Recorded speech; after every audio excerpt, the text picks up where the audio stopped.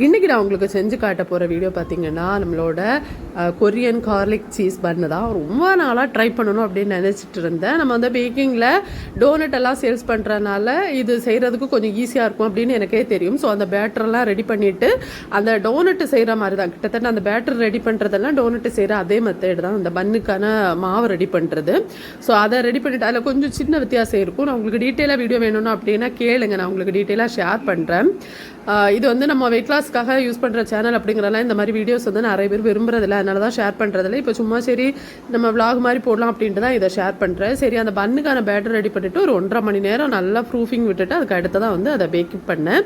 Back பண்ணி எடுத்துட்டு அதுக்கான அந்த ஆன் த ஸ்க்ராட்ச்லேருந்து எல்லாமே நான் வீட்டில் பண்ணியிருந்தேன். அதுக்கு தேவையான சீஸ் வரைக்கும் எல்லாமே சிம்பிளாக நம்ம வீட்டில் செய்யலாம். ஆனால் கொஞ்சம் டைம் எடுத்துக்கும்.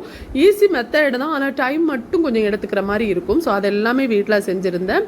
சில பொருட்கள் எங்கிட்ட இல்லை, சீசனிக்கான சில பொருட்கள் எங்கிட்ட இல்லாமல் இருந்துச்சு. இருந்த பொருள் வச்சு நான் செஞ்சுருந்தேன். ஏன்னா ஃபஸ்ட் டைம் வீட்டில் செய்கிறேன் குழந்தைங்களுக்காக அப்படிங்கிறனால ஒரு 4 பன் வர மாதிரி தான் மாவு ரெடி பண்ணியிருந்தேன்.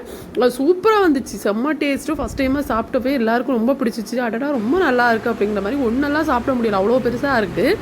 ஒரு பாதி தான் ஒருத்தங்களால் சாப்பிட முடியும், அந்த அளவு பெருசாக இருக்குது. ஆனால் டேஸ்ட் வந்து சொல்லவே வேண்டாம், ரொம்ப ரொம்ப ரொம்ப நல்லா இருந்துச்சு. இதை செஞ்சு முடிச்சுட்டு வாட்ஸ்அப்பில் ஸ்டேட்டஸ் வச்சேன்னா உடனே ஆர்டரும் வர ஆரம்பிச்சிச்சு. ஒரு பீஸ் வந்து 99 ருபீஸுக்கு கொடுத்துட்ருக்கேன். வெளியெல்லாம் 140 வரைக்கும் இருக்குது அப்படின்னு சொன்னாங்க. நான் ரொம்ப பெருசாக தான் இருக்கும், சின்ன சைஸ் எல்லாம் கிடையாது. இதோட ஃபுல் ரெசிபி வேணும் அப்படின்னா கேளுங்க கமெண்ட்டில், நான் உங்களுக்கு ஷேர் பண்ணுறேன்.